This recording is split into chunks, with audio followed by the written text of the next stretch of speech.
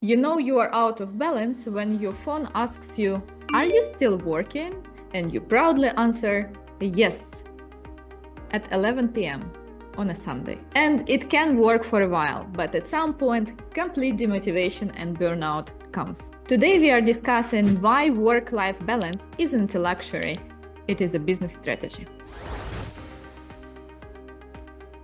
Hi everyone, and welcome back to Psychology in Business. This is Victoria, and I empower business leaders to transform mindsets and behaviors to achieve their goals. I'm a psychologist in business with many years on management positions in the big corporations, executive MBA, and corporate trainer. Today we are going to discuss a very important topic that every high achiever loves to ignore until it's too late.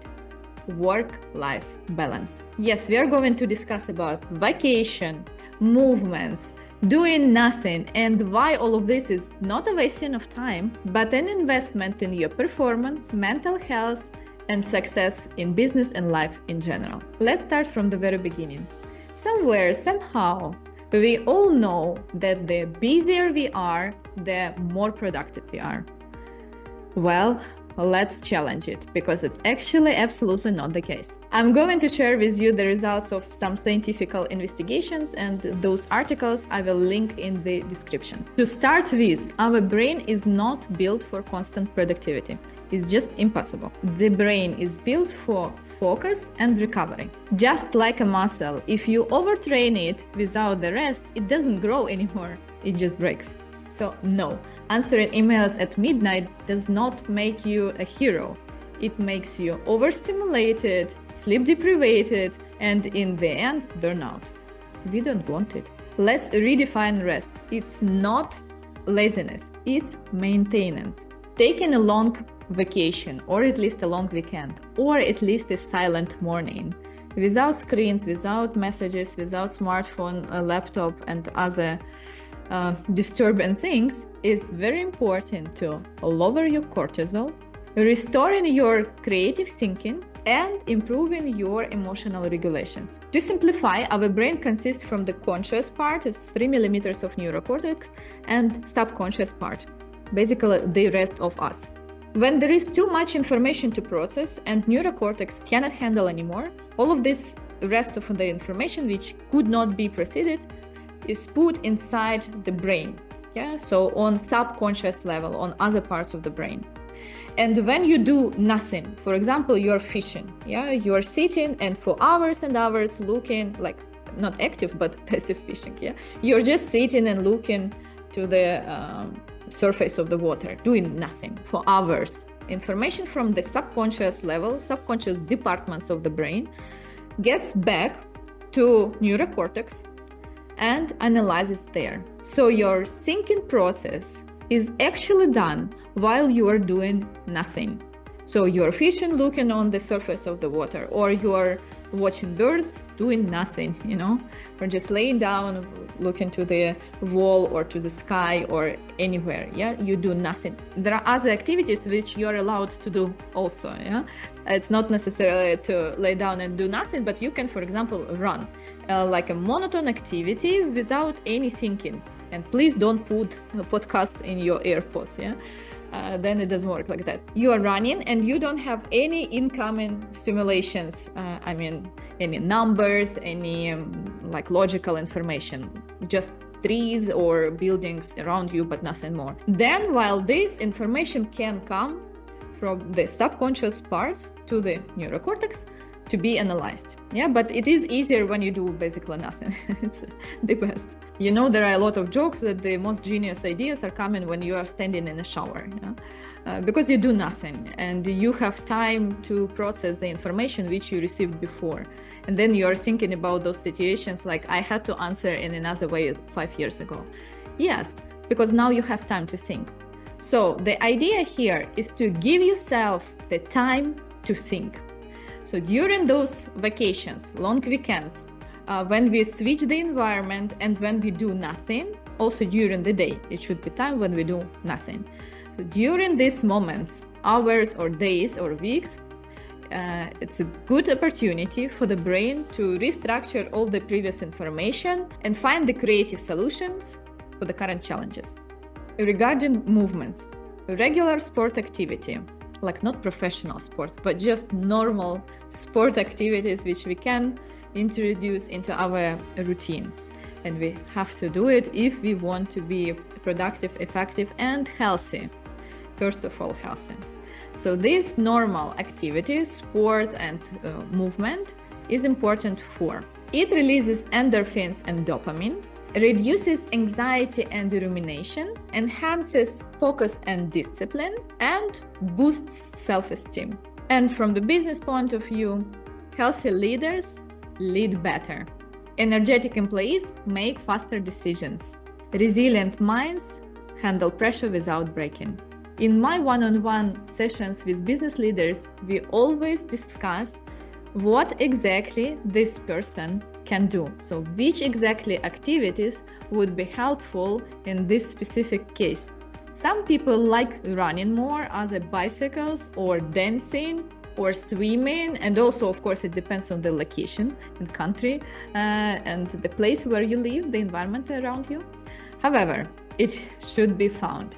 And usually if there is too much stress, we find something like more yoga or Pilates or something to calm down. Well, Pilates is actually a very rough experience, for not prepared people. I don't know whether you tried it. Write me in the comments and share your experience. It could be also meditation or anything to calm down, Or it can be something more relaxing like dancing and music and from that direction. Or it could be more energetic like running, playing football, tennis and other games. And it also depends, and we always take into consideration whether the person should be in this specific point of time rather alone, like fishing, which I mentioned today, or running but alone, or doing something alone, or with a social group, for example, playing tennis, or the team games like football or social dancing and so on. And it is important to introduce this routine on the daily or at least weekly basis, to have several sessions a week, when we can do these activities. So you may meditate or do some small activities, like short activities, like half an hour or something every day, if you don't have more time for longer sessions. But sport, which would probably take 1.5 to 2 hours, because you would need to go somewhere, come back and so on, if you don't have anything at home and you are not motivated to do stuff at home. I'm personally not over motivated to do sport at home by myself. So if you need to go somewhere, it's longer time, and it should be at least 3 times every day.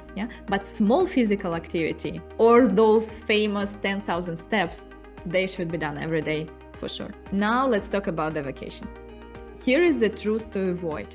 If you don't take a break, your body will force you to make one. That might look like depression, anxiety, fatigue, burnout. Vacation prevents that. Even just 1 week away lowers your resting heart rate, improves sleep quality, boosts happiness level up to 8 weeks, and rebuilds your motivation. Or maybe you will understand that you are absolutely demotivated to do what you are doing now and you need a change. And because you are not busy with thinking about your work, you are now able to think about your life and how exactly you want to change it. Also, if you go to another countries, you eat different food, you see other traditions, how people live in absolutely different way, not in a way you used to, it definitely boosts your creativity. It broadens your mindset, which is super great because you will take this experience and analogies and different ways of thinking into your business life. You will be more successful there just because you had another experience. It is very important to find what exactly you like. For example, I discovered just a year ago that I like scuba diving and I love to see the world, which I never actually saw before, only on National Geographic maybe. And it's super cool to see those animals. So recently I was diving with manta rays. It's absolutely unbelievable experience. So now I'm more motivated to record this video for you just because I had that experience. And it sounds like it is disconnected, but it is actually very much linked. So what I'm saying now is that it is important to find activities which are cool specifically for you, which you like, which motivate you a lot and energize you a lot. It could be just doing nothing, and it is okay. It could be watching Netflix, and it's also fine. But Netflix, it's additional information. It's better to remove it because it's incoming information which you have to process. But doing nothing, laying, or better doing some movement activities, for example, swimming, yeah, very nice, or diving, but you need more preparation and there are some restrictions like health conditions which could prevent that. But even sunbathing, enjoying the sun, can be very helpful. Any kind of activities which are doing nothing, or going somewhere else to switch the environment, to eat different food, to enjoy different scenery, to see the beautiful sunset, to experience some fun activities and so on, they are very helpful. I have several friends from business, women and men, who are so hardworking, who are so strict to themselves. They would never allow to sit and do nothing, to spend the weekend without doing anything, or at least not building a house or something. So they are busy 24/7. And each of them ended up taking a long sabbatical leave. Long means a year. So that break is unavoidable, and it will be taken in this or another way. By the way, after that sabbatical, each of them became super happy, but in a different way. One of them got married, another one restarted business in absolutely different field, and so on.